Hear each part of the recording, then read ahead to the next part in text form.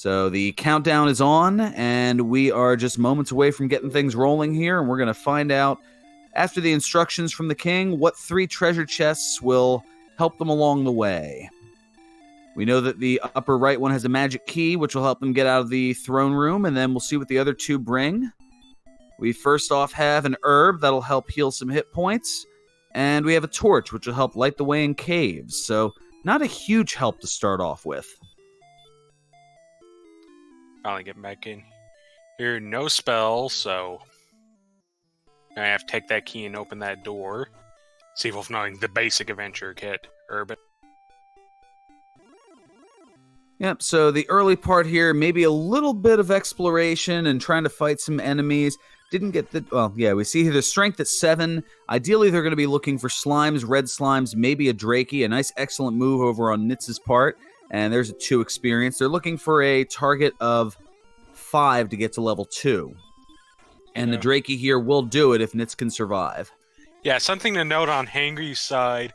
Only took about 3 steps out of Tangible and immediately hit a skeleton. The toughest enemy you're supposed to be able to find in so-called Zone 0 is the Scorpion. So Hangry already in Zone 1 and already in Garen's grave, as nitzguy will go to level 2. And it has 11 power, 11,254, so definitely enough strength to be able to fight stuff. As Hangry has just found Fun Police with Hurt.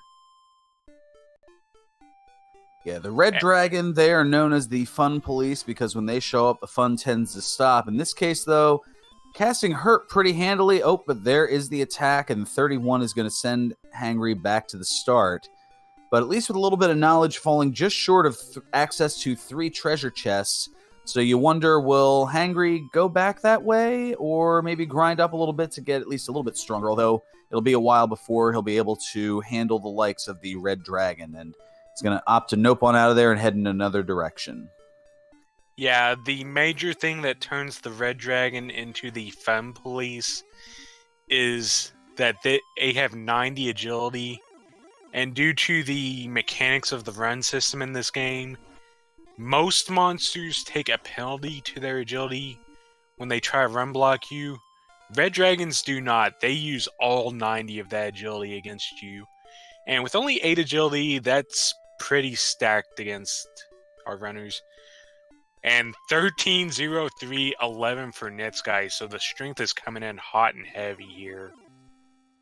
That'll certainly aid with a lot of those enemies here. The kind of, you take all the numbers out of it, pretty much Red Dragons, they hit as hard as a Mack truck, and they're faster than a cheetah, and it's impossible to get away, or near impossible.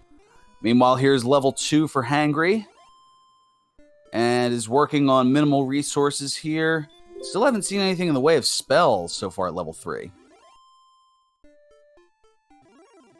Yeah, I think one advantage Hangry might get here is that 31 strength at level 3, and Hangry knows that it's not too far to Zone 1, so I wonder if he's going to pull the trigger on that, head back over there, and see if any of those monsters can be fought. Well, that is an interesting note. Perhaps after taking a death here, once able to get to level 3, seeing that extra strength gain, perhaps going into that next zone, and, well, Hangry going to go ahead. Hangry, and is just 4 experience away from level 3. nitzguy, meanwhile, just this Drakey away from level 4, and here it comes. Let's see what the stats are. Yeah, I've had pretty good strength so far. Let's see if it continues. Ooh, 18 agility and 13 magic. With return and repel. A little bit of vitamin R. Not quite as good here in Dragon Warrior Randomizer. Much better in Super Smash TV. But return, that will allow you to go back to Tangible Castle, and repel, well, that will avoid overworld encounters with enemies that are weaker than you. And there's level 3 for Hangry. Notably, Hangry using the Strength Agility build to gain a point of agility where nitzguy didn't. And yeah, we'll talk about that for a moment here, since this is a good time too. So something you may not have known when you played the game as a kid is that depending on what your entry name is, it provided various calculations to give bonuses to 2 of the 4 statistics: strength, agility, hit points, and magic points. So in this case, the name being utilized by nitzguy, the capital Z or capital Z, that gives a bonus to the strength and hit points. In Hangry's case, is Hangry finding a metal scorpion that breathes the Dragon Lord 2 breath, and that's pretty much an insta-kill at this point of the game. Yeah. In Hangry's case, he is toast. Okay, carry on. But yes, with the capital T on Hangry's name there, that is actually a bonus to the strength and agility. So as the seed moves on, you'll see as the levels even out that there'll be a little bit of a bonus to the agility, and that Hangry's agility will be higher than nitzguy's, but as a trade-off, nitzguy's hit points will be, the maximum hit points will be larger than Hangry's. Charlock sliding through nitzguy just north of Grave. As it has become known in the community as of late, the Big C, because of the way that it is, obviously the way that the stone wall around the castle is shaped. Hangrycanuck catching up to level 4 as nitzguy just beating down enemies. Working on level 5. And notably, the MP gains have been pretty good so far. Just don't have anything to really cast with it. You don't want to be repelling stuff at the moment, and you don't want to be returning to the castle since you're so close. Absolutely, as nitzguy getting a little bit of an early lead here, kind of leveling first as Hangry was doing some exploration already at level 5, and pretty close to closing in on level 6. The target number for that, 165, which that skeleton gets him that much closer, only 19 experience away here. Yeah, it looks like nitzguy's going to take level 6 before exploring the cave. Or nope, gonna go on in, take the proverbial nesty plunge here. Hello, sir. You are in the grave.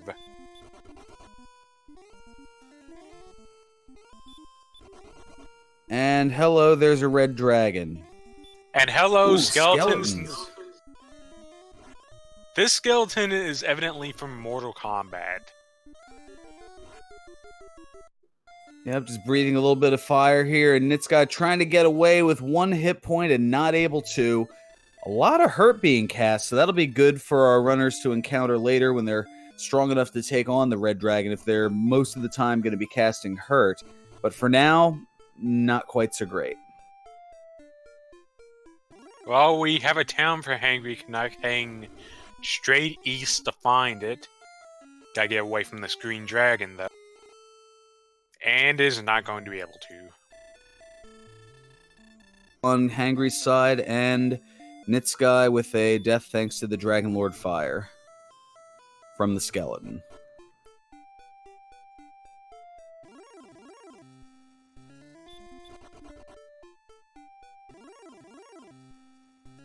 And well, Hangry's not going to be deterred. Oh, another town down here just south of this lake. So 2 towns kind of close to each other. Well, we'll see. Nitzguy bringing out a bit of a lead here as far as the experience. About 100, which later in the game, I mean, that's 1. Okay, so we have Garenham for Hangrycanuck. And also there's a cave just south of Garenham. So Hangry able to find the stuff. Nitzguy's going to find the level, though. It will have 1 power, 4 agility, 2 health, 13 more magic, and nothing to cast with it. Yeah, I mean, at this point, I guess it would be a matter of waiting. Well, hold on. We're going to wait here and see. Oh, we've got some gold in the Vanilla Stones of Sunlight cave here for Hangry. So with those nearby towns, chance to shop. Yeah, unfortunately not getting hand axe money, but that chest will respawn if Hangry goes back in there, so Hangry can initiate a ghetto grind, as it's called, and just exit, re-enter a whole bunch, grind up some money for that broadsword. That will do. That will be 20 attack power. So far, just picking up the leather armor and the small shield, so getting 4 and 4 respectively as far as the defense. So you can see boosting the total up to 23, and also using some of that money to pick up some herbs, perhaps a torch or two, and the dragon scale if he opts to pick that up as well and put that on. That'll add 2 more defense to the total. And well, there's the purchase of the dragon scale.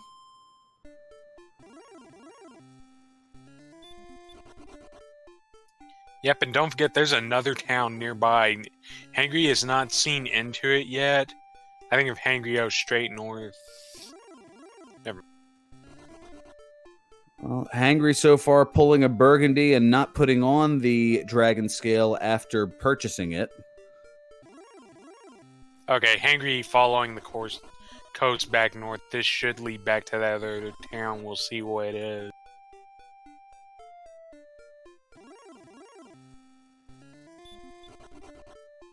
In the meantime, nitzguy taken off and is going to find that combo and Breck. Wait a second. There's the dragon scale being put on. And we have the vanilla Femme Police combo from the Axe Knight, unleashing the sleep and the standard breath attack. Hangry not bothering to check the weapon shop in there, instead heads up to the north and finds another cave. Finds Tablet Cave. So the Tablet Cave has 1 chest that can be opened, no enemy encounters. It's just a little bit of a walk all told, probably about 45 seconds to get in and get out, especially with no outside spell here. So, something that I kind of saw on nitzguy's side before he got slept and wrecked as Hangry finds an absurdly large stick. So, great find for Hangry. That is the Erdrick sword. It's the best weapon in the game. It adds 40 attack power to the total, and that is going to allow for a lot more smashing power. Yep, attack power up to 74. Okay, so what I kind of wanted to get to on Nitz's side is there was another cave in view as Hangry just finds stuff. There was another cave in view. I think there's another cave south of Garenham that nitzguy was heading to before getting sniped.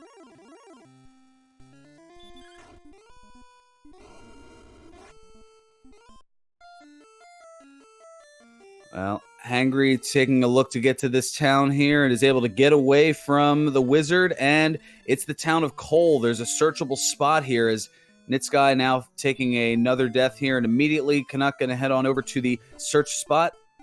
Going to have to search it first, no, you don't take that. It's Erdrick's armor, the best armor in the game. Wow. Hangry Canuck finding Erdrick's stuff. And since you did the honors for the sword, I'll do the honors for the armor. So, Hangry Canuck gains 28 defensive power from the armor, is completely immune to all damage tiles, the swamp and the, whatever you want to call it, glass barrier, gains complete immunity to stop spell, and will now resist hurt, hurt more, and breath damage by 1/3. As Hangry trying to put it to use against this Star Wyvern, knocking down that hurt more damage, but HP's not enough.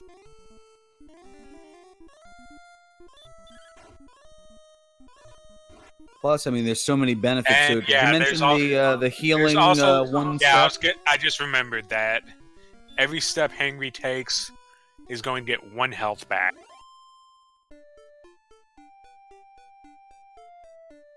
So that's going to help huge in the exploration. And really, in terms of acquiring gold, either is the only thing, weapon or armor-wise, that Hangry needs to worry about purchasing at this point is perhaps a better shield. Either a large shield for 800 gold, or if you can get your way up to it, the 14,800 gold to get the silver shield, the best shield in the game. Yeah, that's 10 and 20 defensive power compared to the small shields 4, as Hangry Canuck utilizing the resistance to Dragon Lord Breath as the Warlock unleashes it. Oh, wow. Red Dragons have Stop Spell as well as Hurt.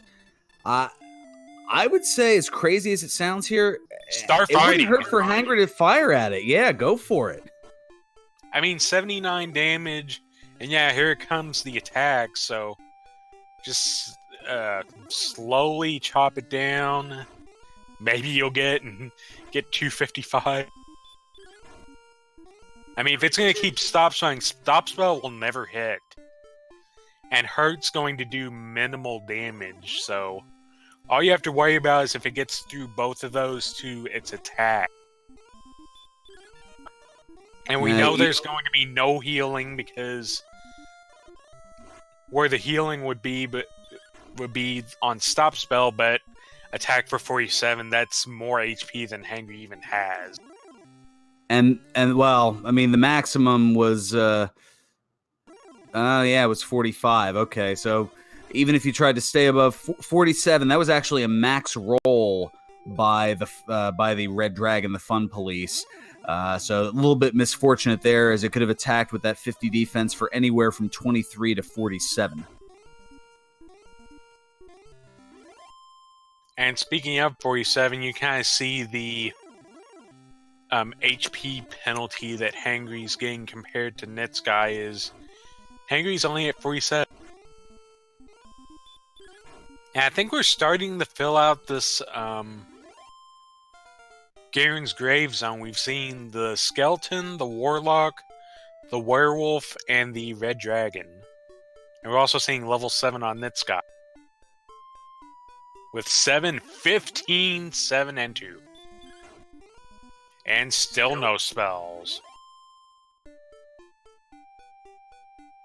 And Hangry's got the right idea. Now it's almost I'm not really afraid of it here. And oh, wow, again, an almost near max roll.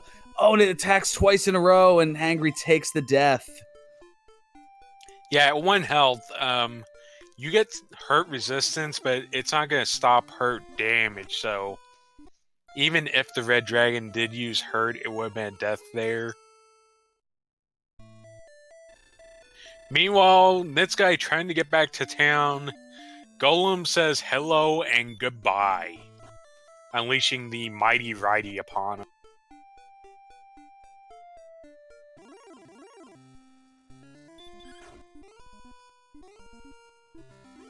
So here we are, roughly 18 minutes into the seed here, and it has definitely been an early advantage here for Hangry in terms of the exploration, and now you see just kind of one-shotting some of those mid-tier enemies, like a running away here from the Metal Scorpion and getting double Fire Breath and taking the death. Might have been easier for Hangry to just slash at it there. Meanwhile, nitzguy is going to get into Garenham and then probably head south and see the Ghetto Grind possibility. So, could see a little bit of an equalizing here.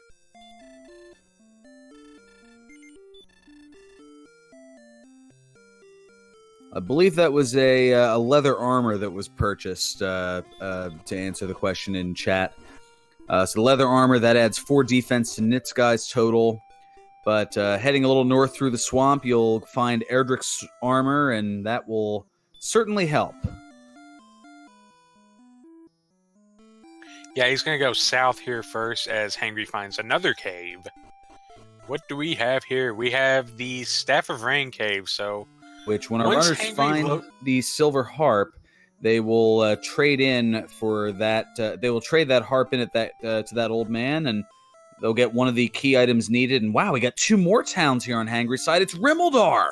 Oh my! Speaking of key items, Hangry Canuck going to be able to open up some stuff. Although Hangry doesn't have the gold, I think. Oh, and there's Cantland right next door.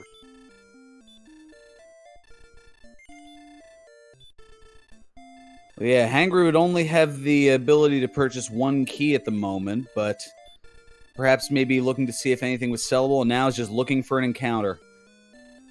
Yeah, I think unfortunately Hangry actually has Repel on at the moment, so kind of knocking a lot of monsters out of the pool. And just fishing out some exploration. Or no Repel on, just getting a bit of a hero run, but... Yeah, now that's almost enough for 3 keys, but a red dragon shows up. I believe this might actually be the grave zone. Able to get away. And nope, the red back goes dragon's Hangry. Yeah, red dragon and hot pursuit.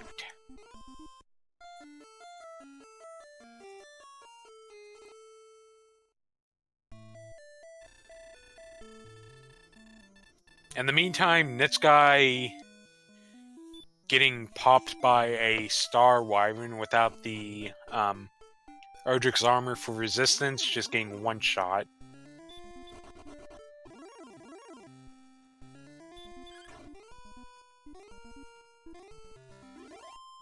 So Hangry now heading back down into that direction, finding a Wraith Knight here. Not a bad enemy as long as it doesn't have any wonky things. Has a little bit of a dodge here. I don't like that run. Wraith Knights don't have that much health. If you can get 2 hits on with Erdrick's sword, then that's probably enough. And Algebrap asking what the odds of the red dragons attacking are. It depends on what exactly their spell list is, as our tracker is showing it for us. 25% stop spell, only 50% hurt. Thank you, CyberDark86, for that information, as... Well, nitzguy just going for the grind right now, while Hangry Canuck's trying to get back to Keytown.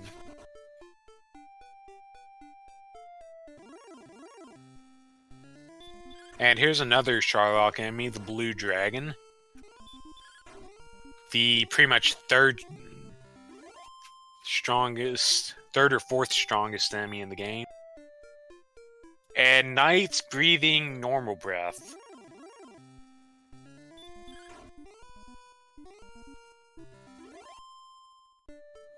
So the challenge here has been Hangry trying to find a battle that is winnable to be able to hang on to enough gold to be able to purchase keys. Now, to your answer, with the 80 attack power that Hangry currently has, 13 to 26 attack range. I mean, so you could, on average, 3-shot it, probably even 2-shot it with some good rolls. It seemed like just after that one dodge, Hangry said, nope, I'm going to run away. And I think this combat, well, the combat challenges that Hangry's running into, this is something that can allow nitzguy to get back into this here, as now you see Nitz getting up to level 8. Yeah, and it's going for the grind and taking about a 350 experience. He's not getting any strength from that level up, though.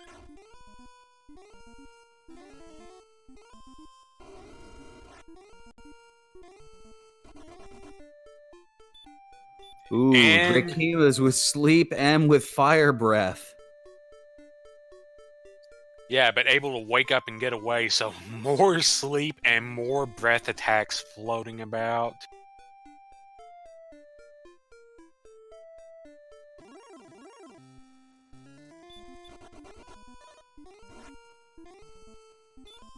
Yeah, unfortunately, Hangry just not able to find kind of that mid-tier that's going to be good fights, especially the Droll Magi, I believe, just knew hurt as nitzguy gets himself into Breckenary.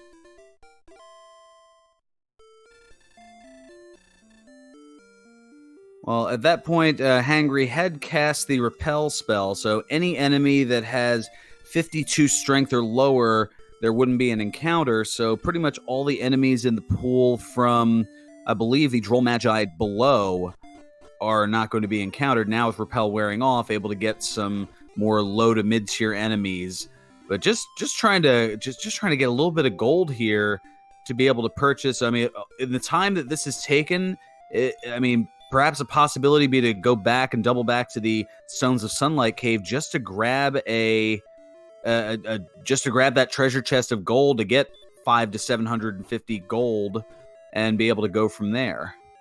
Yeah, and unfortunately for Hangry, nitzguy is about to pick up Erdrick's sword, and if he heads north, he will have Erdrick's armor, so that's going to even out the gear, and suddenly Hangry's only advantage will be the location of keys, although Hangry deciding to go ahead and sail the Dragon Scale, you can do that and keep the defense, and is now, if he can get away from this Green Dragon, going to go buy keys.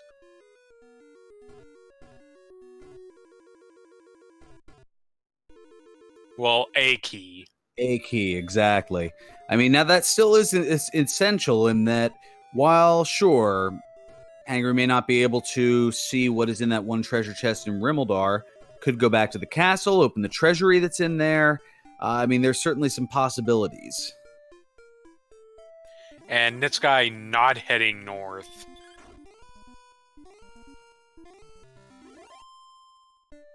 So for now, he's going to miss out on the armor. As Hangry opens up the door, and we have the flute, so that means one of the search spots is empty. And the cursed belt, so we know with the flute and the cursed belt and Erdrick's armor, we know one of Hawksness or Cantlin is a dud, and the other one is Erdrick's token. As if the fairy flute and token can appear in chests, and when they do, they take the place of one of the cursed belts, of which there are two.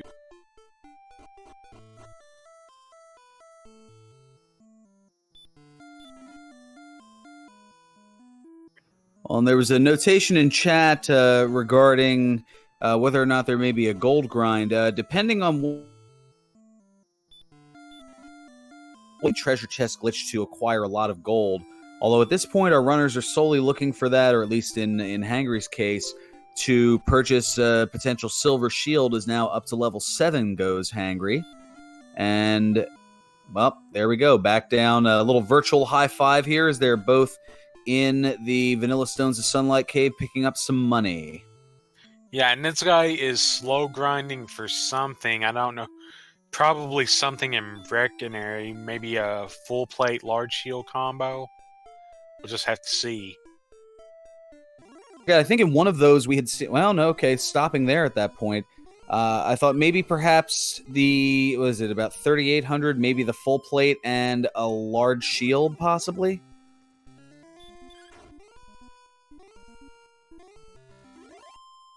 We'll just see when he gets back to Breckenary, as thehangrycanuck going to do it correctly this time and manage to take out the Wraith Knight.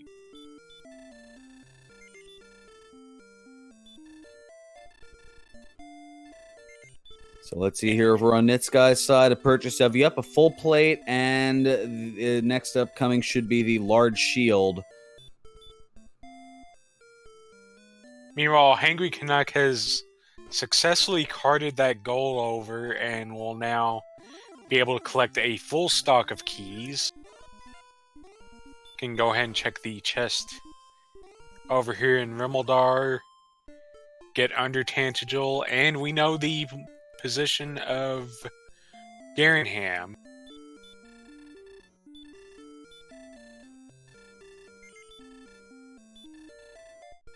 Currently in there, so that allows for access for a lot more treasure chests here. So we'll find out the one in a moment. There's 3 behind a locked door in Garenham.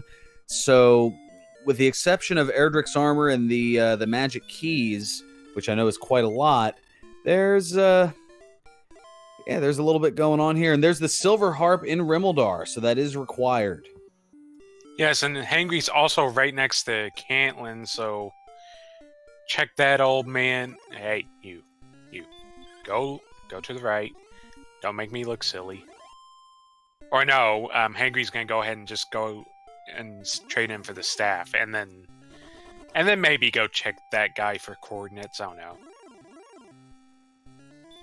Yeah, just make sure to check it off of the to-do list. So at this point, with the Silver Harp trading in for the Staff of Rain, that just leaves Erdrick's token and the Stones of Sunlight to be found.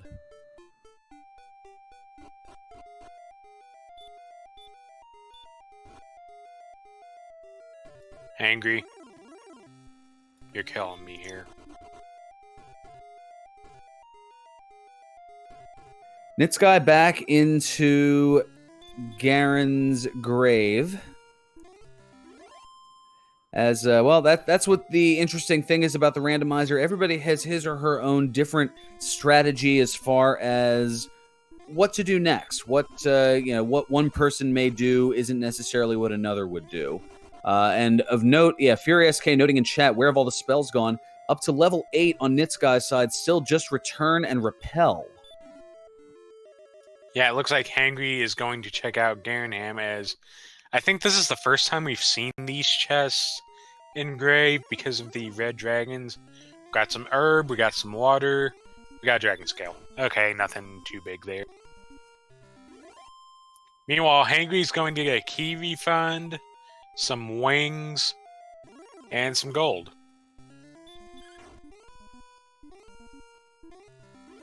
So a lot of treasure chests being found here in the fairly early going here. We're a half hour in, and behind the locked door in Garen's grave, we have the Rainbow Drop Cave, affectionately known as the Jerk Cave.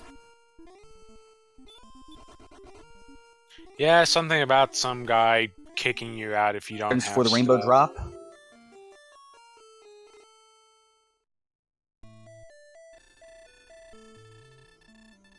Hangry just trying to jog his memory real quick as heads back up. The reason the Rainbow Drop Cave is known as the Jerk Cave is because if you don't have all the items, most specifically Erdrick's token, and go to talk to the man, he will kick you out of the cave like the jerk that he is.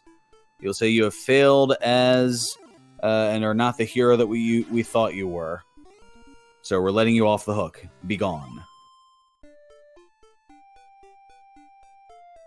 Meanwhile, Hangry Canuck upgrading to a large shield and is looking to explore beyond Cole to the north here. So, under Tantagel is either going to be Mountain Cave or Swamp Cave. I believe those are the only two caves we have not found yet. And then there's still a Hawksness on the loose somewhere, and I believe that's about it for places. Yeah, a lot of things fairly compact here this seed. Is now a metal slime over on Hangry's side. Only gets the one count before it gets out. Not able to hit for 3.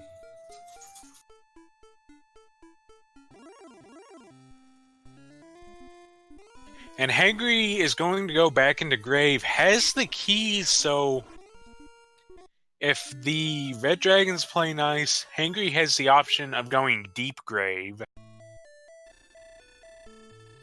Meanwhile, a death on Nitzguy's side thanks to a Golem, one of the tougher enemies in the game. Yeah, Golems hit exactly as hard as Red Dragons and are quite tanky in the health department, not so much in the agility, but yeah, there's some pretty tough customers if you want to fight them.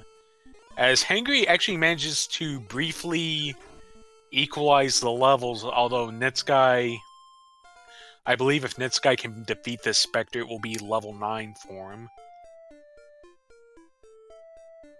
Yes, that will be enough for the level. About a 350 experience differential at the moment. 6, 2, 12, and 6 on the totals, and still no spells other than Return and Repel here at level 9. Meanwhile, Hangry is going to get the top 3 chests. Probably going to breathe a sigh of relief, because these are chests that were technically early available very early if you just got a lucky run. But neither runner able to get through, as nitzguy has just seen Cole.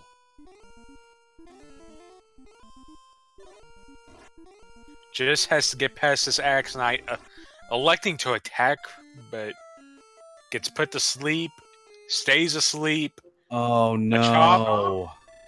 Chopped up and cooked. Nitz was just 1 or 2 steps away from Cole, and that would have been Erdrick's armor. But I imagine he's just going to pick himself up and get right back in there. Yep, shake the dust off. Maybe shed a tear over the loss of half of the gold that was there. Okay, only 168. And then off you go back to that mystery town that we know is Cole, that contains the best armor in the game. In the meantime, Hangry having a little trouble getting away from the green dragon, but we'll do so. And it's going to do a loop around this chest, and we'll find some big bucks.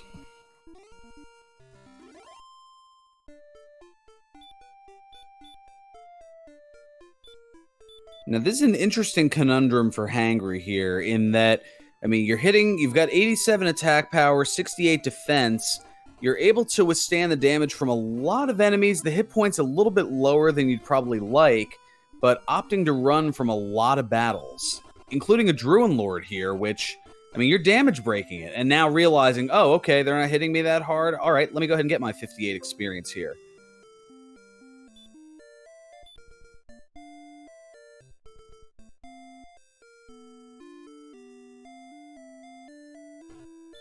And there's the armor for nitzguy.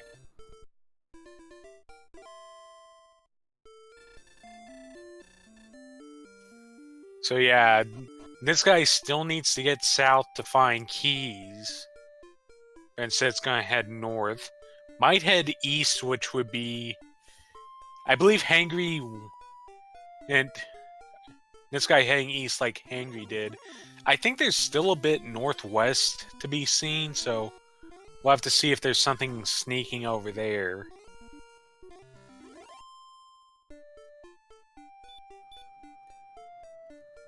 Well, if it turns out that the deep item here, which we'll find out in a moment, if it's nothing consequential, and nitzguy ends up oh, there's the Stones of Sunlight. So deep into Garen's grave is required. Yep, and this suddenly means Mountain Cave, at best, can be the Death Necklace or Fighter's Ring.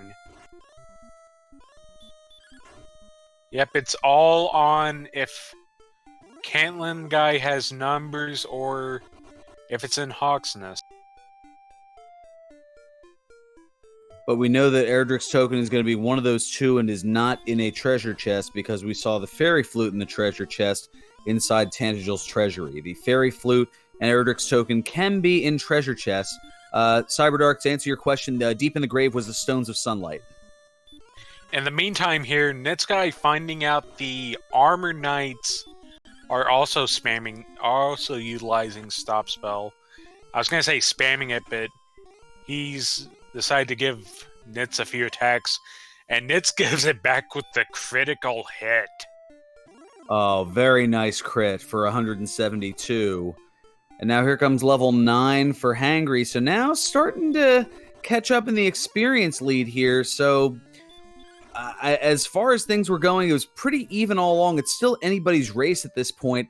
I think a slight edge goes to Hangry for exploration and having those keys that have not yet been found by nitzguy. Oh, right, that's something that could potentially bail out nitzguy as well if Mountain Cave has a loose key in it, and nitzguy manages to locate it.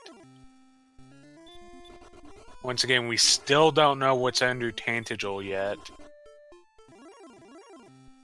It could be the Mountain Cave, or it could be Swamp Cave.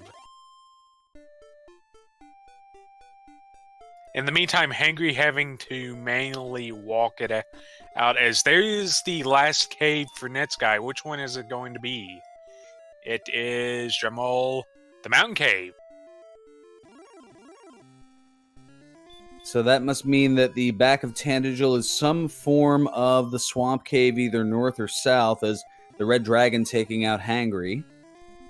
Yeah, Hangry finally getting back up to the top floor, which just means, hello, Red Dragon. Yeah, now we're gonna see if Hangry remembers under Tangential. Nope.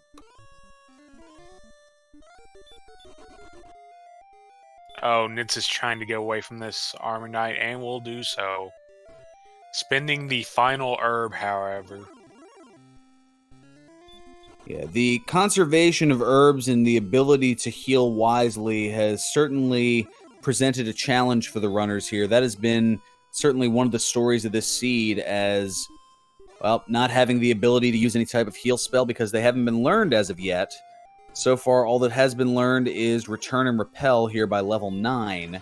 So somewhere there's going to be a plethora of spells coming, as they're guaranteed to learn all 10 spells by level 16. As now there's a set of wings up in the first chest of the mountain cave. Okay, Hangry's going to top up keys and then check this coordinates. Nitzguy doing... I think getting encounters mixed up. Loose key for Nitzguy. That's exactly what I was talking about, so... That means... Once he death warps, which... Pretty decent chance off this red dragon if it starts biting. But he gets away. Anyways, that means he can go into Tangential and get those keys. And the fighter's ring for Nitzguy. That's 2 more attack power and some key money.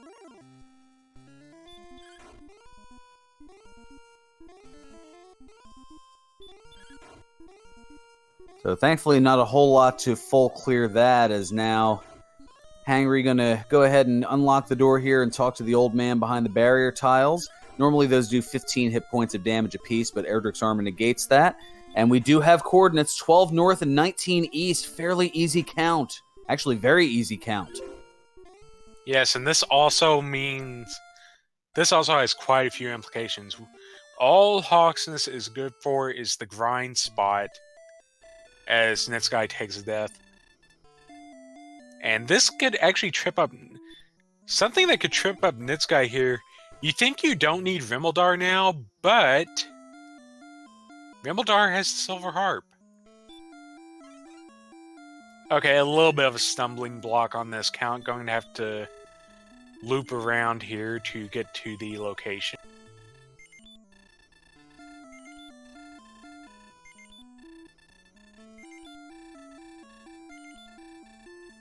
Okay, I think...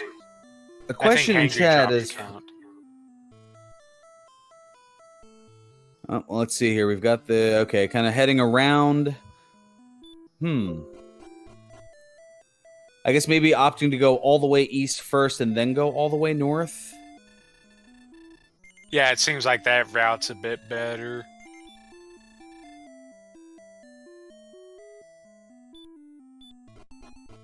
And there's Token. Right in the middle of that desert. So now Hangry Canuck has all of the stuff to make the rainbow drop. Just has to make a quick pit stop into Garenham, go back under there, and we'll be able to pick up the rainbow drop and be in grind and go mode at 43 minutes.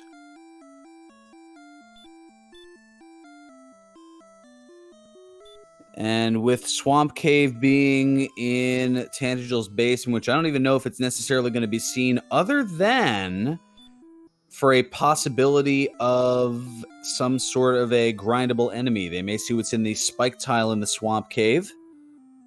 Yeah, this also brings up another interesting point. With no spells, you're in grind and go mode. What do you grind on? Do you poke those spike tiles, or you just try to figure out a good overworld location to gain some levels until you pick up something? Well, I think the first thing one would do is check out what's in that swamp cave, as Nitzguy is now currently in there, in fact. if it's, let's say, a red dragon that's been casting hurt and stop spell, that's kind of your go-to, and then just herb up to maybe possibly be able to take a couple out, get a level or two, hopefully one of them has heal more, and then you're good to go. Now, Hangry is going to go ahead and utilize the rainbow drop here and perhaps maybe take a look into Charlotte Castle and see if that's the case. In the meantime, nitzguy learning that armor knights also have hurt, so bit of a face. We got 4, 1, 5, 3. We finally have spells. Sleep and Radiant. Still not the heal spell that they're looking for. Still not a hurt more spell that they're looking for. And it looks like Hangry's going to settle in here and just try to go heavyweight blow for blow with some of these hard-hitting upper-tier enemies in Charlotte Castle.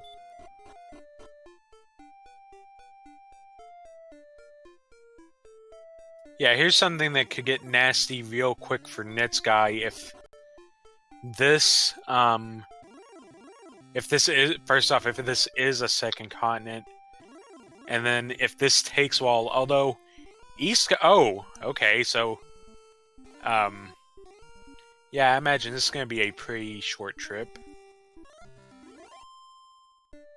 So not even a second continent, but just a river-restricted continent that is, or part of the continent that is behind. Or actually, not even. There's a bridge over to the other side here. Unless there's water over there, it's basically just transporting from one part of the land to the other, almost like going from the library to the study in the game of Clue. Oh, green dragons with heal more, so not exactly the target you want. Wizards with stop spell, that would be a pretty good target. And while there is more land, we'll see if it continues on.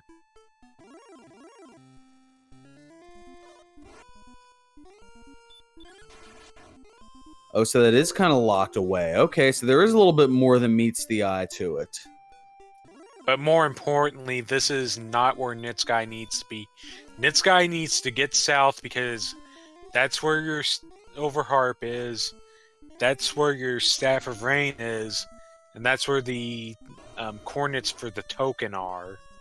And then he needs to get back in the Deep Grave, so yeah, the longer this goes on, Hangry is going to quickly overtake an experience.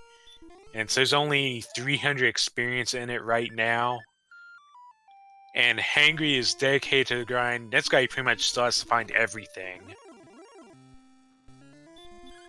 Well, yeah, I guess, I mean, still has to get the Silver Harp in Rimmildar, still has to get the Stones of Sunlight deep in Garen's grave, still has to get the token in the Overworld, so yeah, the huge exploration advantage now up to level 10 is Hangry here, so nitzguy needs to find all the things in a hurry to be able to. I mean, this has just gone exponentially in Hangry's favor.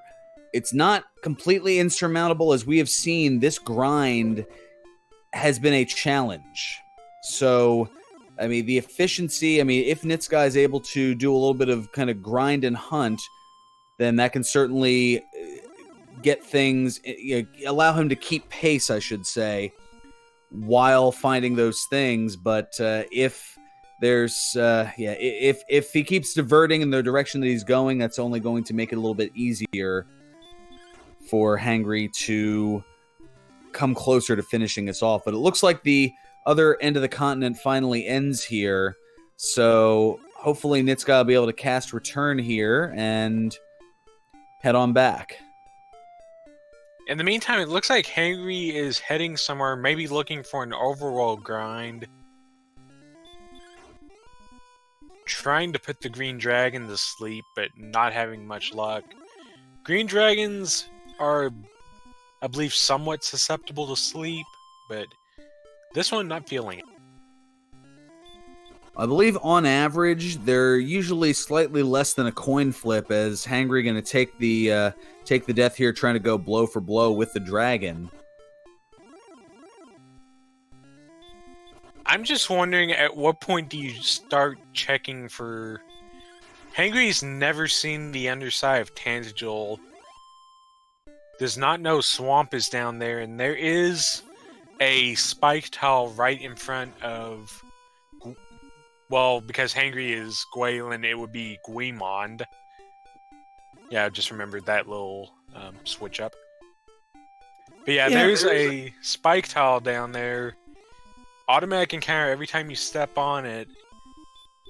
You know exactly what you're getting, and if it's red dragons or armored knights, that is certainly something that you can just keep on. I think Hangry may be looking for Hawksness now. Either that, or maybe Hangry doesn't realize that the swamp cave is in the back of Tantagel and is trying to look for the swamp cave to try to find that other spike tile.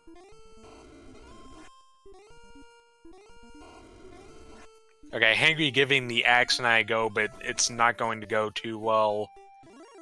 Getting hit with these attacks while sleeping, and down goes Hangry.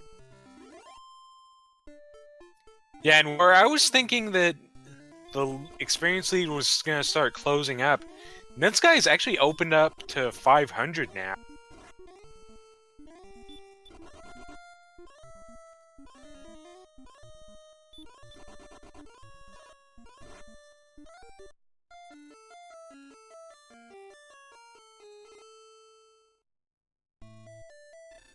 Well, I understand the plight that Nitz has, and that, well, you don't really have any way of heal, so just keep running and running, but it even, especially with the 57 agility that you currently have, or the agility being on the lower side, the odds are more in your favor to just slash at it, considering how much it's casting hurt and stop spell, than it is to keep trying to run and just have it bonk you to death. Ooh, Hangry finding an armor knight, beginning a first turn runaway. Able to get away, but not learning of the stop spell and hurt.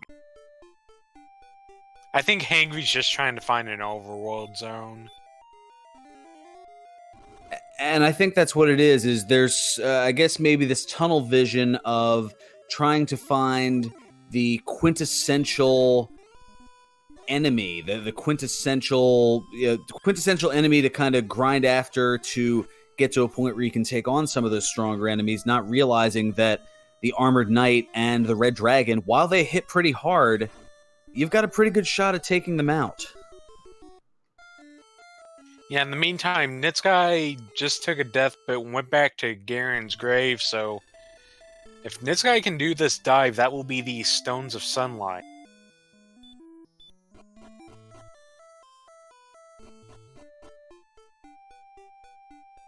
Well, I think first, if Nitz is able to, I mean, it's only 43 experience to the next level. Get that level, see if there's heal more, see if there's hurt more at that level, and that will make things go so much more smoothly if they come up. Well, here's a Warlock to take out half of that.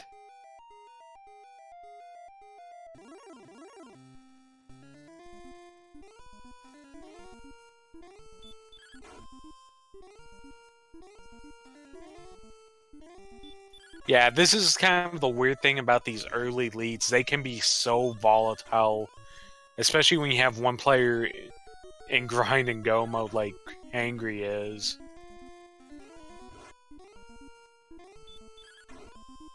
And it looks like Hangry is going to give the Red Dragon a go, and that critical hit certainly helps. nitzguy1 also giving the Red Dragon a go. Got it, and we have synchronized level ups with 8, 9, 11, 5, 8, 9, 10, 5 for Hangry, getting penalized and a health point because of strength agility build. And no spells.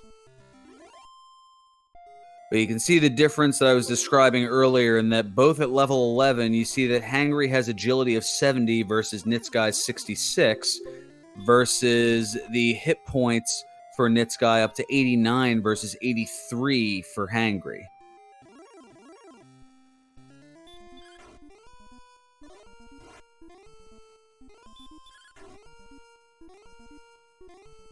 Meanwhile, it looks like Hangry's going to stock up on herb. Or no, going to take a pit stop. And then maybe stock up on some herb.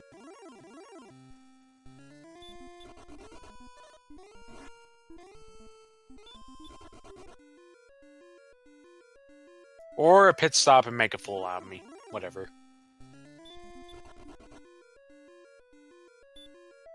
This is Dragon Warrior Randomizer. At the end of the day, we're all fools. Indeed, because once you go to the Dragon Lord and he offers you half the world and you decline the offer, you are in fact told, thou art a fool.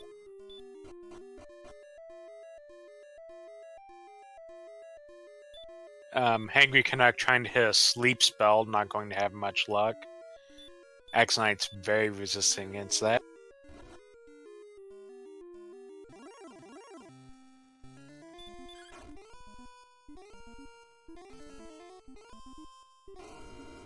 In fact, packing the full 15 out of 16 resist to sleep, so not going to be able to get that done.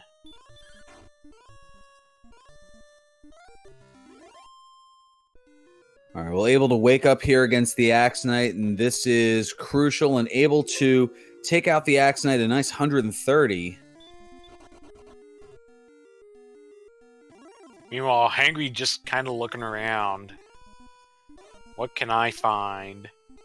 Finds a wizard. Those are always going to be nice targets with the stop spell and normal breath attack.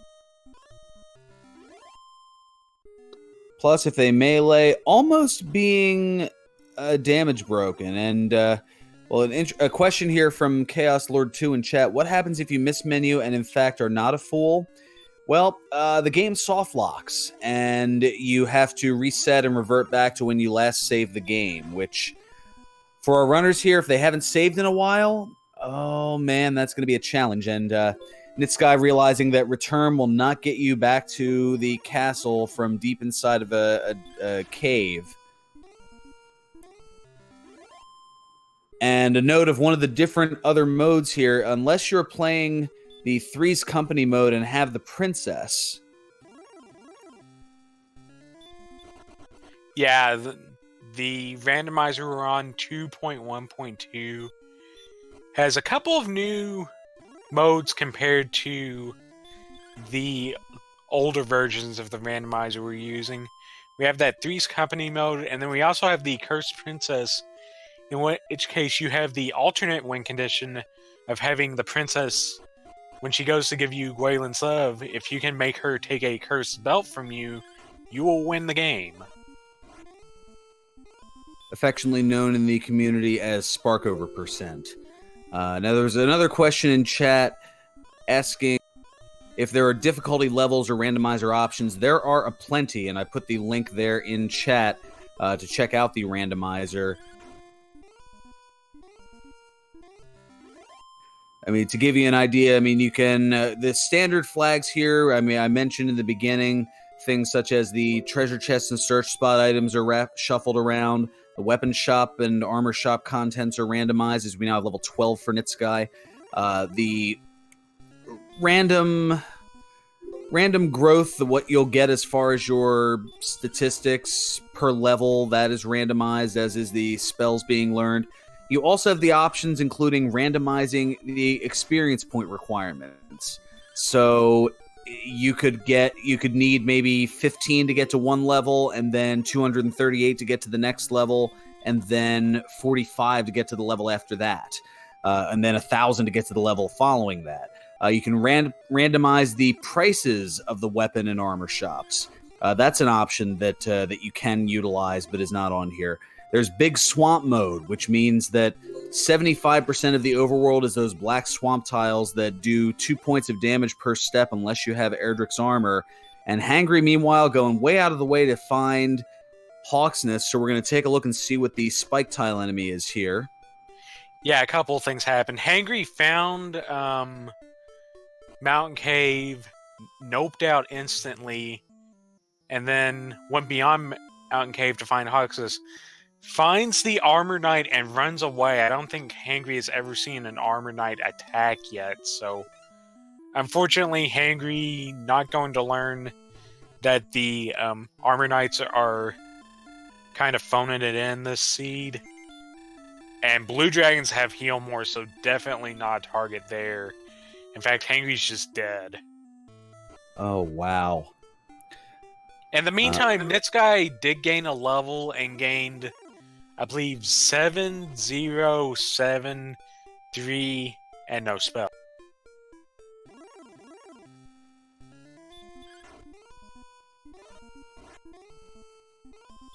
Yeah, getting back to the randomizer and the creator, McGrew, kind of taking the words right out of my mouth. As yes, you can also randomize the enemy statistics as well as the gold and experience that the enemies give. You also can, let's say you're a little pressed for time, you can utilize fast text and speed hacks to be able to get everything moving a little bit quicker. You can select an option of open Sharlock, which means rainbow drop, schmainbow drop. Who needs it? You can just go right on in. Also, you have short Sharlock, where instead of navigating your way through the 7 different basements of the castle, you can just start right on basement number 7.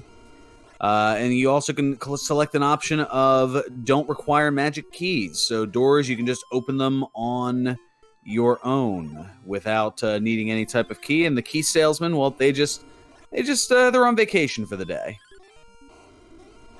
Yep, and then there are also cosmetic options as well of shuffling the music. You can disable music, and you can even use the modern spell names as has been modernized for the Dragon Quest games in recent times here.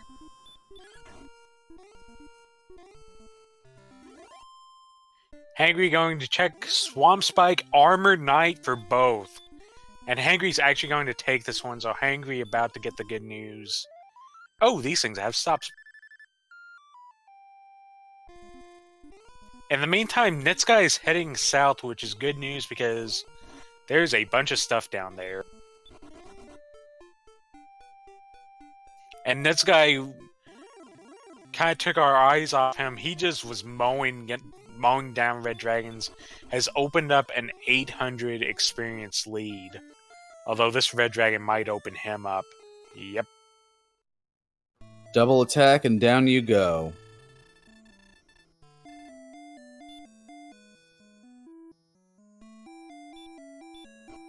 And Bryself joining us here before his matchup later tonight against Nest Cardinality about 3 hours from now. Yes, the spells have been rather vacant in the early going here. Return and Repel came fairly early. Sleep and Radiant came kind of in the midway. And that's it. So somewhere between levels 13 and 16, we have 6 more spells for our runners to learn. Heal, Hurt, Stop Spell, Outside, Heal More, and Hurt More. In the meantime, Hangry getting an Armor Knight off the tile and just gets swung at twice. Looking like the spell chances are about as low as the Red Dragon just reverse. If I had to guess, they're 50% stop spell, 25% hurt. And unfortunately, nitzguy saw Staff Cave, but went back north.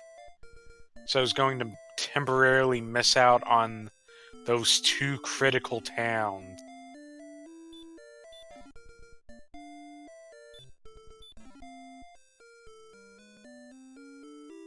But at least getting some information. So there's the gold, there's the wings, the magic key. And I'm going to find out that is where the Rainbow Drop Cave is.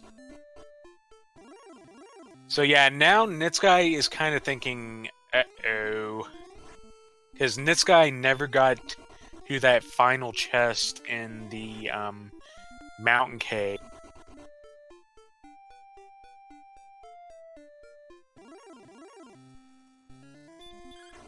Bet is heading back south, so if nitzguy can get down there, we'll be able to breathe a sigh of relief once he gets into that Rimmildar chest.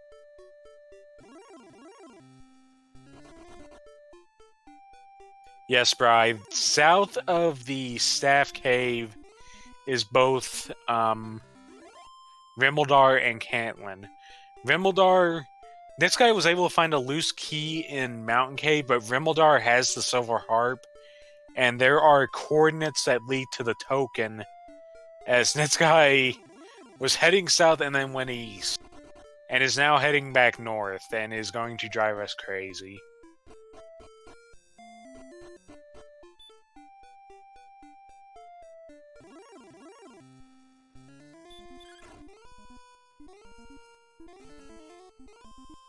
Yeah, Nitzguy does not realize it yet, but that which thou seeks is south. Press the down key, mister.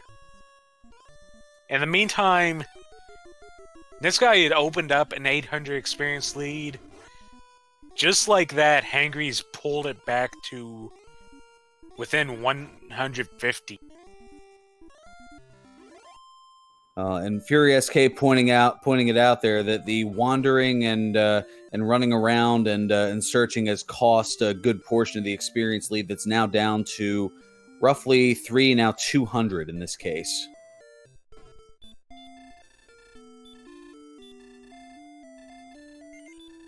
Yep, 200, and this wizard's about to take out another 120 of that. Hangry getting close to next level, looking for 4125, so this werewolf plus something else will do.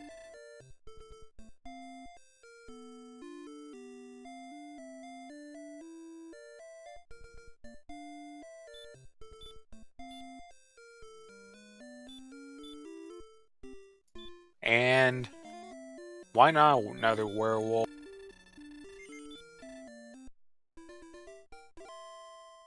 So, level 13, are you going to have something for us? It will have 5 power, 1 agility, 13 health, 7 magic. We have spells, we have hurt more. And stop spell and hurt. But mostly hurt more. It hurts a whole lot more.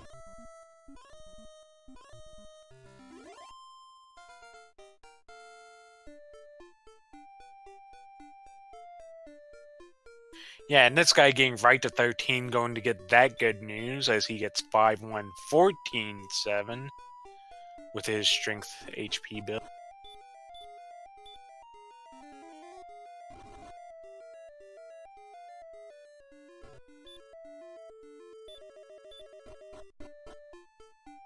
Unfortunately, Hurtmore and green dragons can be a little tricky if they know heal more. The trick there is if they heal more you can swing at them and then attack and it'll do the job. And this guy looking north, unfortunately, is going to find Hawksness for nothing. We'll see if he redives Mountain Cave for that final chest to discover that it, at best, can be the Death Necklace.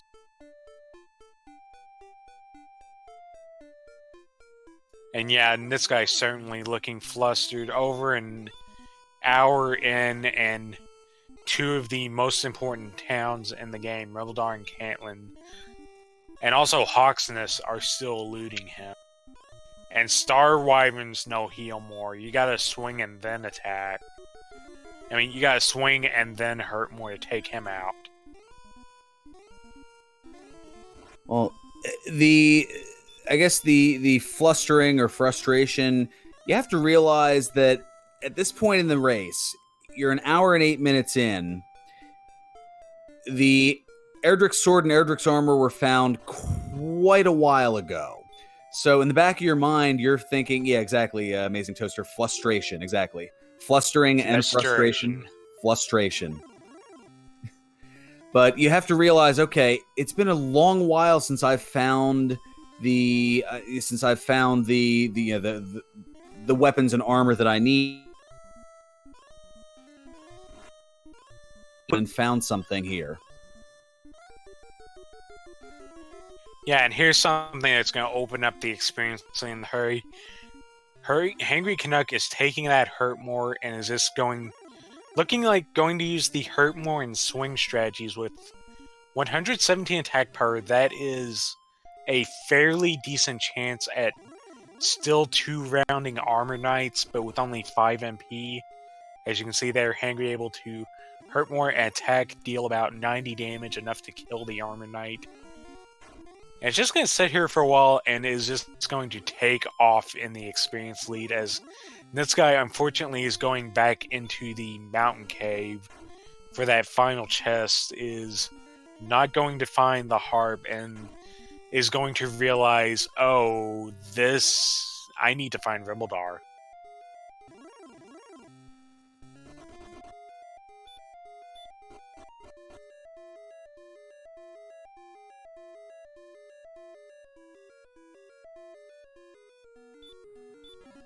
Yet, see the improv, our restreamer here noting that, yes, the Discord eating the commentators' microphones is not one of the fixable things here. A lot of things are fixable, but sometimes that happens here.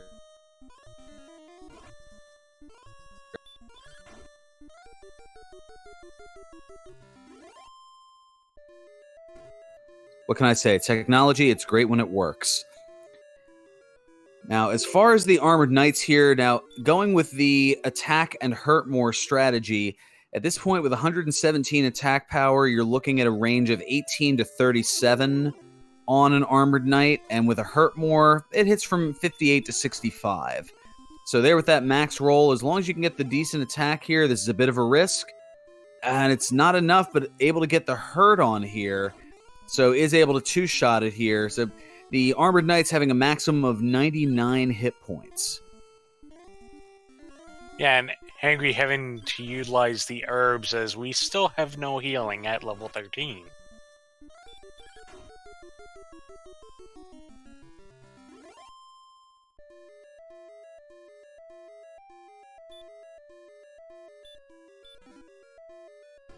And yeah, thehangrycanuck trying to utilize Urgic's armor to heal walk, just walk around and regain a point of health every step, but is going to lose a bunch of health.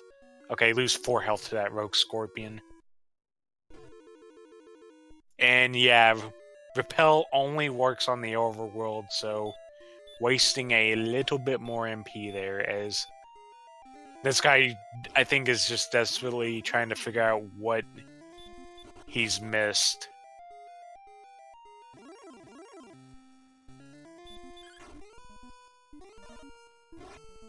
Now, let's say I did miss. What was that final item in the mountain cave?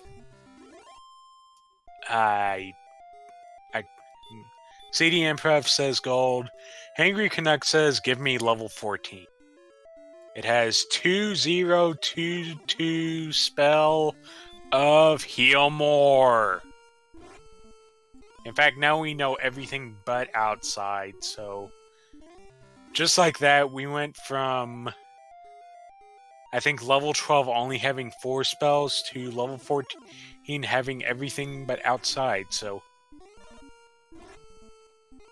yeah, now all that's a concern is building up that strength score to be able to sufficiently damage the Dragon Lord and finish out the seed.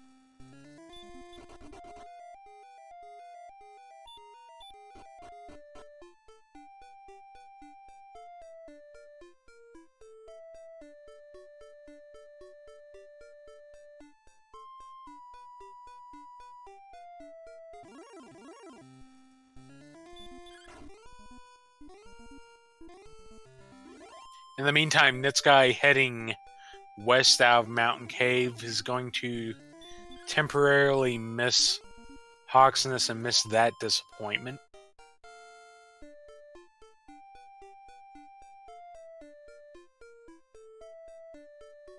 Disappointment that he's not going to miss here is that he is now level 14 and has learned heal more. But as you can see, with Hangry being in grind and go mode, is just building what was a 500 experience deficit into now an 800 experience lead and counting. And nitzguy, well, may fall short in terms of victory, but at least the run is validated, searching the spark over bridge spot, the bridge to one particular tile.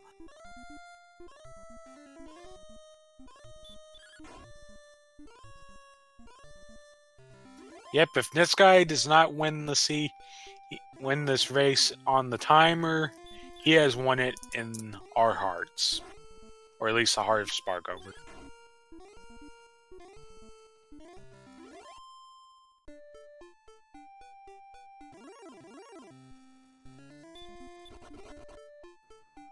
In the meantime, Hangry Canuck out of resources, but going to be able to take down this armored knight and then probably just death warp, and is going to show off one of the nicer things about a swamp under Tantagel.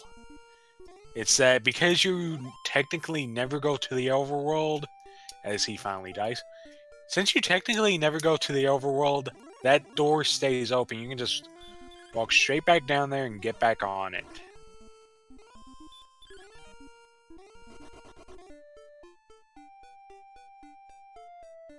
So now a metal slime over for nitzguy, not quite in the ability to guarantee damage being done to it. It only has 3 hit points, but it's very difficult to hit.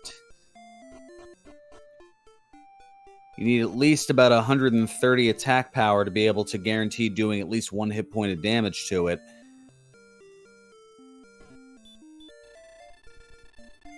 Yep, until then, it's a coin flip, as nitzguy hang back to Cole is going to take the inn.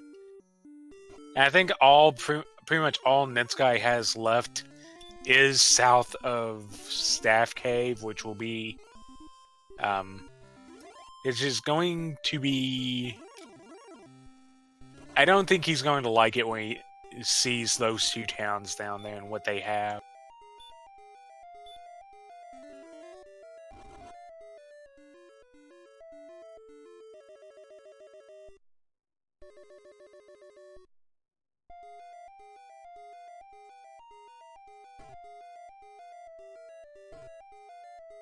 So nitzguy now doubling back into the tablet cave here, which is where Edric's sword was found a while ago. Yeah, I think nitzguy may have forgotten that Remeldar has a chest since he's never seen it. Okay, he does go out before he goes deeper. Remember, our runners don't have outside yet, so... Yeah, if you go deep diving into a dungeon, you either have to die or walk out, and dying right now is going to be a little difficult. We have a question in chat. What's the difference between the outside and return spells? Well, if you cast a spell of outside while you're in a... or just outside, literally, of that particular cave. If you cast Return while you're anywhere on the overworld or inside of a town, it returns you to Tantagel Castle. And here comes level 15 for Hangry with 16, 14, 1, and 10. I think we are good to go. It's certainly close. I only got the chance to skim the statistics here. Oh, yeah. You see all that green there? I mean, the defense is a little bit lower or a little less than ideal, but other than that, it's just about go mode. Yeah, and still no outside, so Hangry actually going to just walk out of the swamp cave and then cast Return.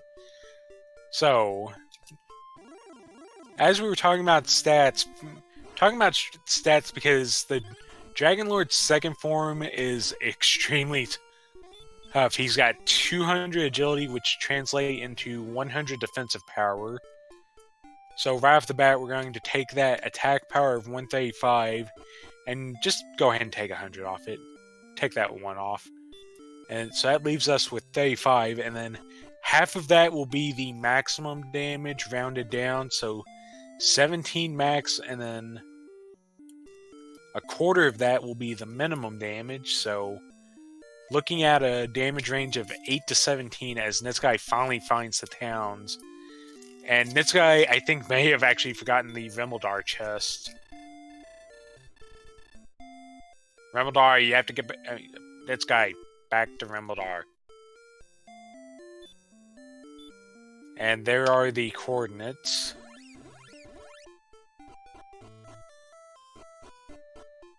Oh no.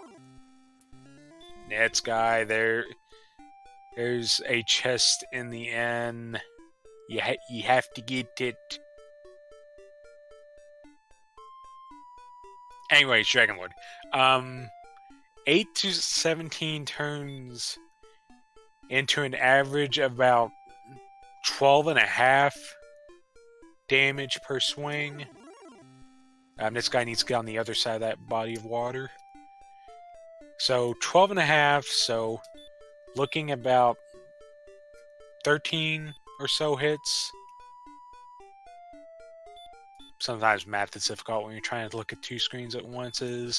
For 135, you're looking at an average of 14 attacks. Okay. And then, well, MP 112, divide that by 8. He's got exactly 14 heal more. Although having to use Radiant will actually cost a heal more. So, down to 13. Despite that, based on the average number of attacks versus the number of heal mores, should be more than good. As if you're averaging 14 attacks, you figure you more than likely will have double attacks at the very beginning and the very end, pending a back attack by the second form of the Dragon Lord. So there's even a heal more to potentially burn here. Yeah, usually you're hoping to be able to get 2 swings when you initially get into the Dragon Lord's second phase. And then usually you'll be able to get 2 swings once you've expended all your MP or just swinging away. You'll usually be able to get that second attack off, although being unable to do so was the downfall of Sparkover a few days ago, as Hangry is making short work of this Sharlock already on the final zone. Nitz gets the token, hopefully remembers there's a chest down here, and is about to get the Staff of Rain. So at an hour 22, Nitzguy is about to get all the things to make the stuff. However, Hangry Canuck is just going through this Sharlock like the Dragon Lord's guardians aren't even there.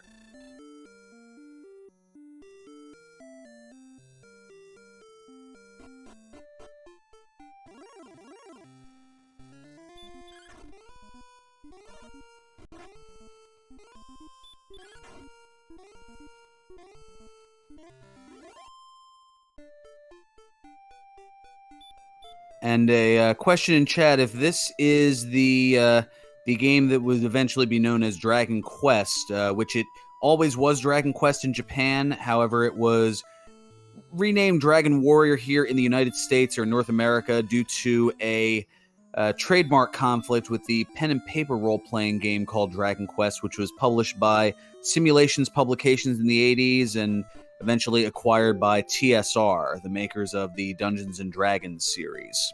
Oh dear. Well, here's one final wrinkle.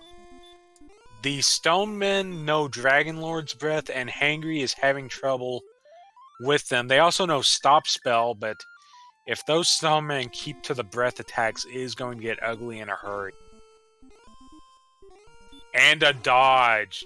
Hangry is just having no luck. Has to burn another heal more down to 11.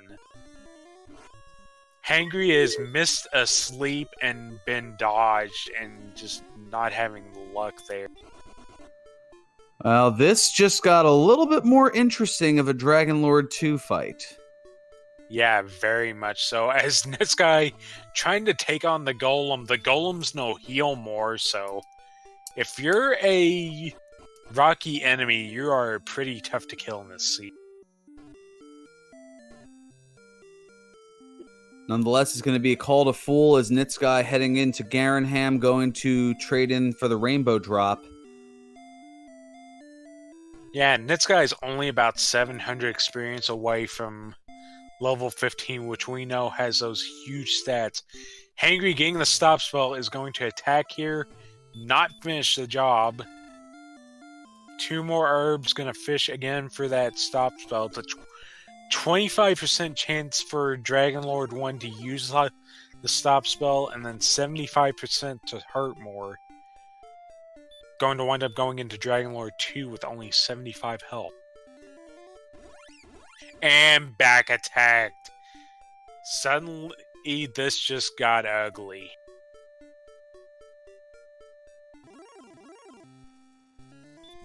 But turns it around and starts with a big old 17.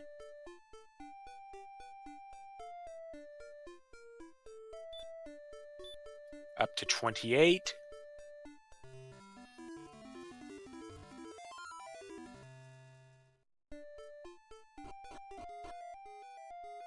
Another big hit makes it 44.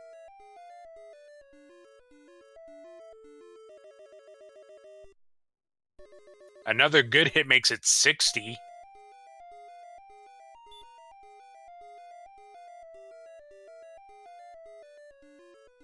$60 becomes 74.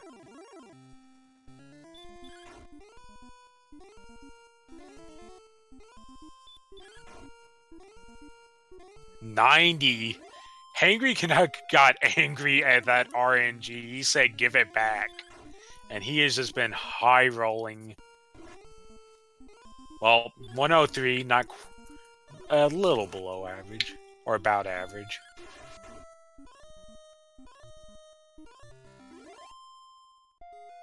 $110 with another max roll.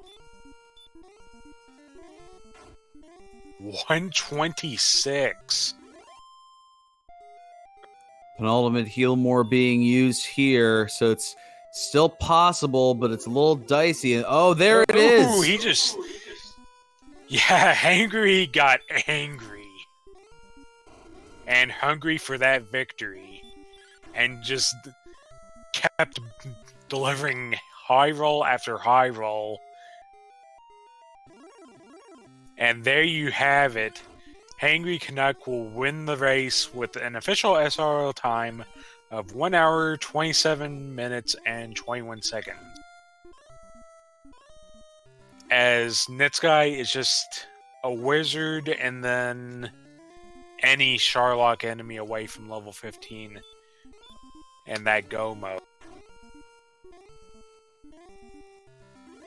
And yeah, the Dragon Lord certainly having lower end health there.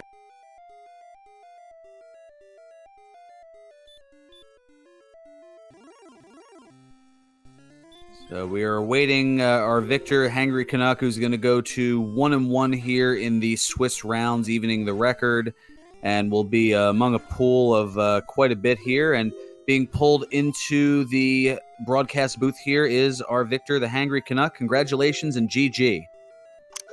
Did you see that stone man guarding the Dragon Lord? Yeah. I honestly figured after him, I'm like, this is dicey at best. Yeah, I kind of said the RNG tooketh with that Stoneman and then Dragon Lord 2 back attacking you, but you took it back with those big rolls. I think you rolled a lot of 16s and 17s on the higher end and just mowed him down. Yeah, well, the seed had to give me something, I guess. Well, the seed was pretty generous, all things considered. I mean, you did have Erdrick's sword and Erdrick's armor within the first 20 minutes of the game. Yeah, the only thing that tricked me up for a while was no hurt more, and there was no grind spots that were any good. So I was level 9, had everything I needed, and I'm like, okay, where am I going to grind now? Yeah, I was commenting about that as well, because it took you a while to figure out that the Armor Knights were kind of nerfed in this seed, so you didn't really like those spike tiles. No, I didn't realize that those Armored Knights would keep casting stop spells, so... once I realized that, that's why I tried to do a few in the cave. And once I got hurt more, I was like, well, we're all set now. Yeah, I think nitzguy actually was able to just get all of his experience on the overworld, having a little bit of trouble. Well, not a little bit, a lot of trouble finding Remildar and Caitlin. Well, Caitlin was unneeded. You didn't. Well, the cords you needed, I guess. But So you didn't, we'll call that needed. yeah, you didn't need Hawksness still. So like, I couldn't find Hawksness or the Swamp Cave, and I'm roaming the map, and I'm like, where is the Swamp Cave? And then I'm like, did I go underneath Tantagel yet? I don't think I did. Yeah, I was wondering about that. You were walking around all over and hadn't chucked under Tantagel. Yeah, that's what. But the beginning of the seed, it was so fast. I mean, I had the sword, the armor. Like I said, I had all 3 items at level 9. It was like, it was just waiting for you. It was just to find a good grind spot. Not getting hurt more didn't really help anything. Yeah, I think that was the one thing that was really tripping people up in this. He'd hurt more. Really, all the healing and hurt more took its sweet time to come. I think it was, level 13 for hurt more and then 14 for heal more? Yeah, I believe that's what it was, yeah. 13 we got hurt more, and then we got heal more the next level after. But did you notice something? Like, I casted Repel in the Swamp Cave, and I got 2 Magidrake encounters and a Rogue Scorpion encounter. Like, really? Yeah, well, that's really. because Repel does not work in dungeons or caves. It only works on the overworld. There you go. You learn something new every day, folks. Oh, I see nitzguy is in Sharlock. Yeah, nitzguy had a rough go of it trying to find all of the key items because he took forever to find Remildar and Caitlin. I think he searched I think he went a bit west of those 2 towns and then got sniped by Red Dragon.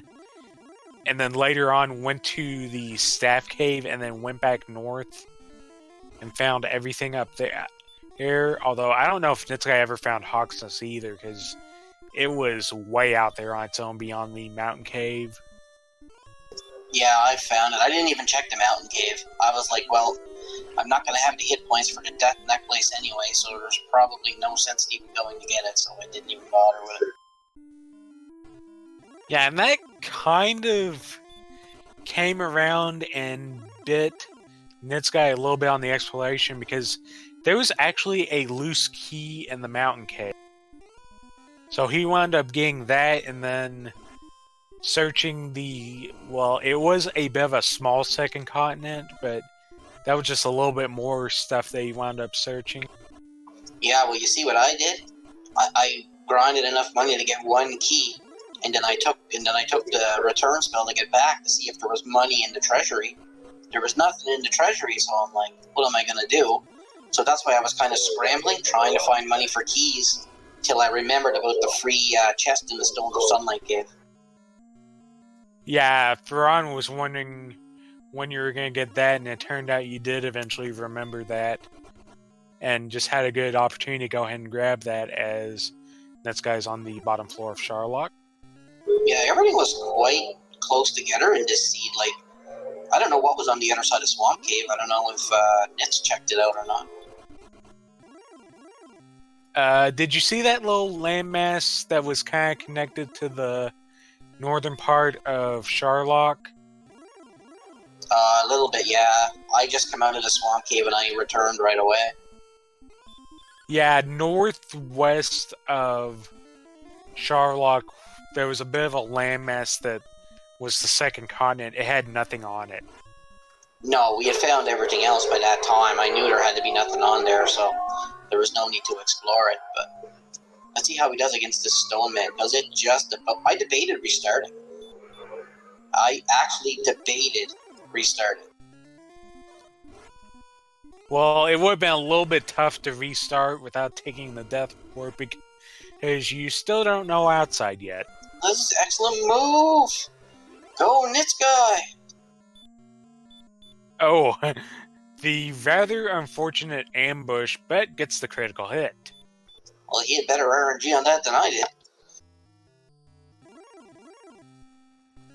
Yeah, this should be a simpler, a little bit easier to breathe battle for nitzguy. Not only having the fighter's ring, so that bumps up the attack 2 to 137, so that increases the range of to 9 to 18 as opposed to 8 to 17, but also with 110 MP, you're looking at, oh goodness, that's what, 13 heal mores? Yeah, I had to blow 2 on that stone man. Where was the fighter's ring? Was that in the mountain cave, I'm guessing? Yes, Yeah. that was among the top 2 chests in the second floor of the mountain cave. That was the only thing of consequence, although it was important for nitzguy, is because nitzguy took so long to find Rimmeldar, nitzguy actually was able to access keys by finding one in the mountain cave. Yeah, because Rindelar and Camplin were right next door to each other. Yeah, that was the difference. You took that trip south and were able to find it quickly. That was actually the last thing that nitzguy had found, were those 2 towns. Oh, because when I was scrambling trying to get keys, I figured I was way behind. When I was level 9, had everything, couldn't find the place to grind, I was looking at the screen for the dot done to come up, because I figured he would have ripped through to see it. Yeah, you both had your issues because nitzguy actually did maintain a bit of an experience lead for a while because he started out grinding for quite a while and he was second to find the Erdrick stuff, but it wasn't that late and he did have the experience lead for a while, but once you're able to, especially once you picked up Hurt more, that just broke it open. Yeah, he must have grinded in the swamp cave as well, I'm guessing. Actually, no. I think he took so long to find everything. I think when he got the rainbow drop, you were getting into the final zone of Sharlock. That's how long it took him. But by the time he got the rainbow drop, he was only 700 experience away from level 15. Yeah, I had no clue where to grind. Like, I hadn't found Swamp, hadn't found Hawk's Nest, and I got the Hawk's Nest, and it happened. I don't remember what it was. I think it was an Armored Knight or something, but I didn't have Hurtmore at the time, so that I figured that would be a waste of time. And nitzguy has just defeated the Dragon Lord, is going to return back to the castle, get the accolades, and second in this race here will fall to a very tough 0-2, but doing so in gallant fashion with an official SRL time of 1 hour, 38 minutes, and 10 seconds.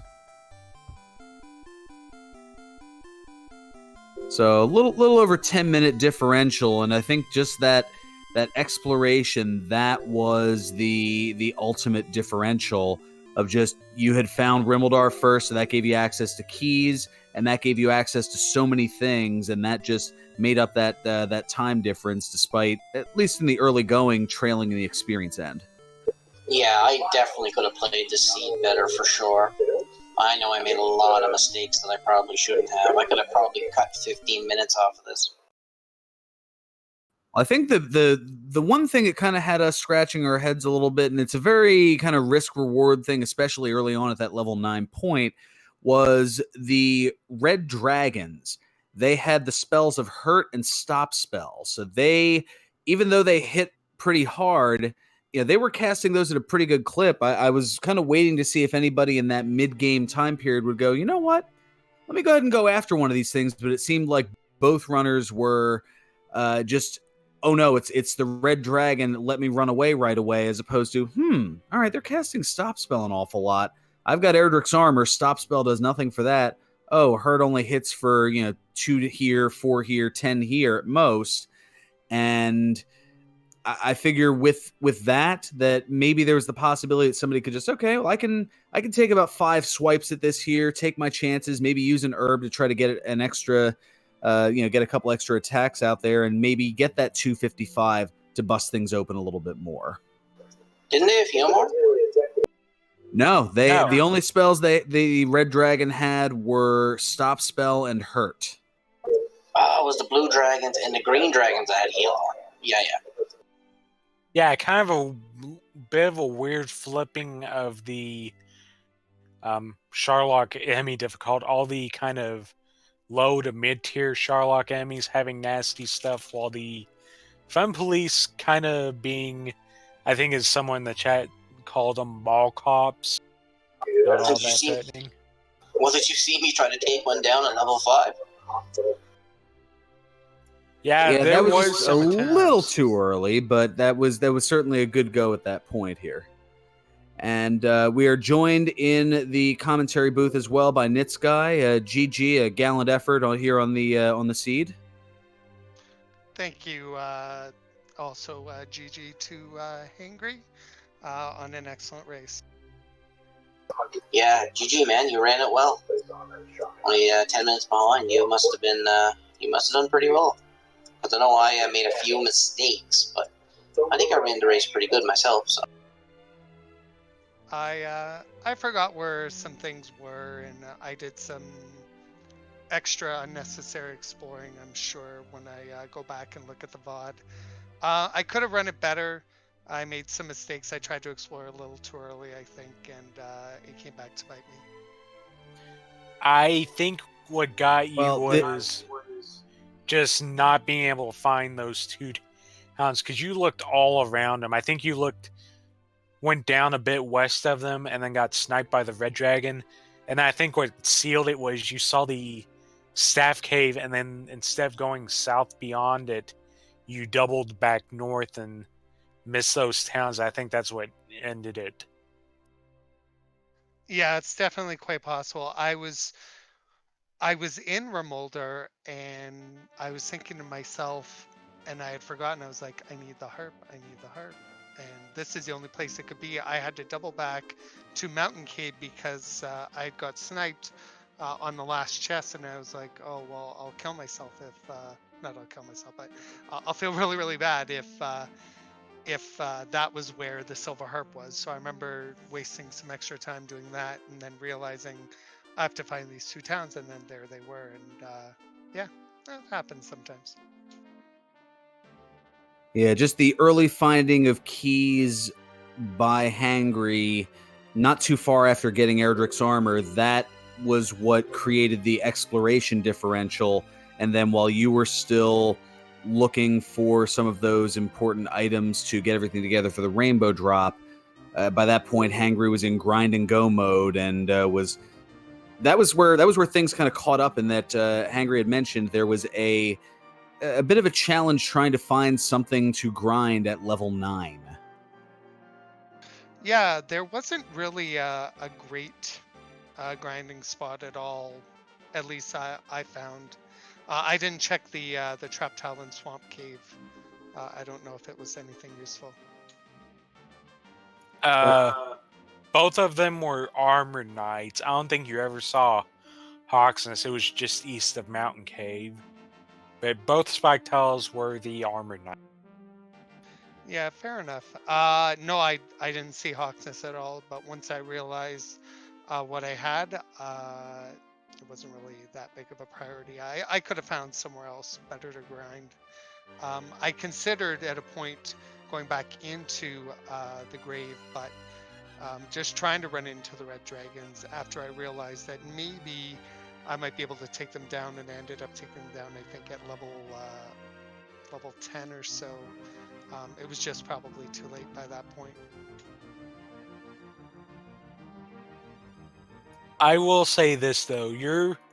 You fighting the Red Dragons was giving you the experience edge for most of the race. It wasn't until Hurtmore came out and Hangry was able to start Hurtmoring and swinging at Armor Knights that he started taking over, but you did keep up the experience and was leading in that regard for most of the race. So that's something to take away, at least.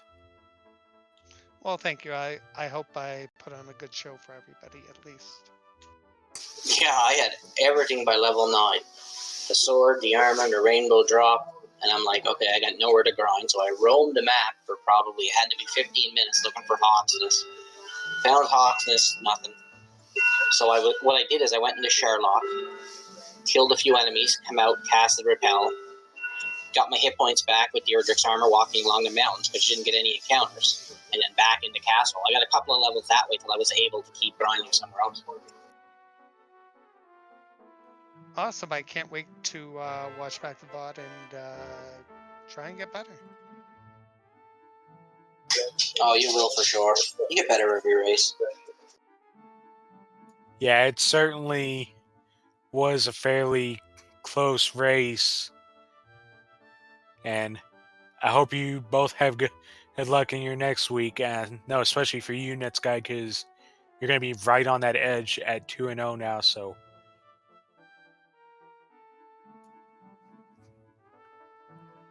it's going to be tough for you. And Hangry at 1-1. That's just a Shark Tank right there. Yeah, I'm gonna have to just magically run the table to have a decent shot at this point. Well, and looking at the field here, there's a lot of talented runners who are 0-2. So, I mean, that just shows how stacked this field of 64 is, that you've got some really good players who just, fell short of the win column on 2 occasions. And then, as you said, 1-1, I mean, looking at the almost 32 names that are in there, because we still have a few more races to go. I mean, my goodness, you've got the defending 2-time champion Game Boy F9 who's in there. I mean, you've got Empty Eye in the mix there, Amazing Toaster, Sparkover, Captain Green, Hangry now in there at 1-1, JJ Schmidt. I mean, I'm just kind of picking and choosing names along the way here because there are so many good ones. I'd be here for the duration here. And then there are some others that I think some people might be like, yeah, I wouldn't mind facing him because I know I'm in the mix, for example. That might be an easy win for whoever has me next week. Perfect. I'll avoid the 1-1 Slaughterfest. It seems to be. Yeah, I can't wait to get slaughtered in the 1-1. Maybe I'll see you again in the 1-2 next. You never know. Well, I'm pretty sure that one of the things that they factor in terms of the randomization is to not have a rematch. So that way you're not, at least in the Swiss rounds, you're not facing the same person twice within the 5-week time period. Well, that's good because you probably beat me next time. Oh, don't sell yourself short. Yeah, once the bracket stage hits, then it's kind of all bets are off and there are potential rematches. But I'm pretty sure that they have that factored in to look for any potential rematches to make sure that somebody who you may have beaten or lost to in week 1, you're not facing them again in week 3, week 4, week 5, etc. Yeah, but to get to those 1 and 2 matches and whatever, we still have a few more races to go this week, including about 4 more tonight. As, in fact, in just about 10 minutes on this channel, Mr. Holmes and Z-Man are going to be going after it. So, yeah, we have that race, and then 30 minutes later, Monster Slime and Archfield are going to be facing off against each other on Randomania 3. And then just before the dawn of the next day at 11:59, we're going to have 2 different races, not a 4-way. We're going to have Lord of the Synth and Vrelis on this channel going to be utilizing one of the randomizer options to use the vanilla map. And then also running at, just before midnight is going to be Brysolf and Ness Carnaldi over on Randomania. So quite a bit of racing left to go for tonight. And then one more tomorrow, Silverbar versus Angel FM, and then we shall be ready for the next week. Yep. So after that, or at least at some point tomorrow, I would imagine the drawings will be put in place for the randomization, I should say, for the week 3 matchups. And the way that the Swiss style works, those who are 2-0 will face off against one another. Those who are 1-1 will square off against one another, and those who are 0-2 will face each other. So that will lead to a lot of interesting matchups, to say the least.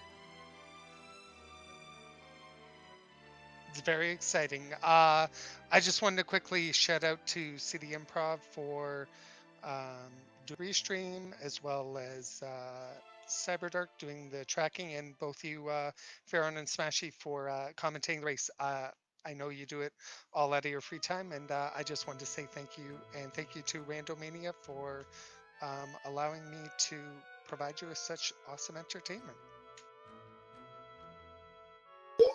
Yeah, I'm in the same boat as Nitz. Thank you all for making this happen, and thanks, Nitz, for having a good race with me, buddy, and GG again, and I hope you have good luck in your 0-2 match.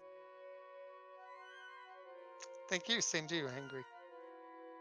Yeah, GG to you both. And with that, we're going to step aside for a little bit, and coming up shortly will be Mr. Holmes versus Varela.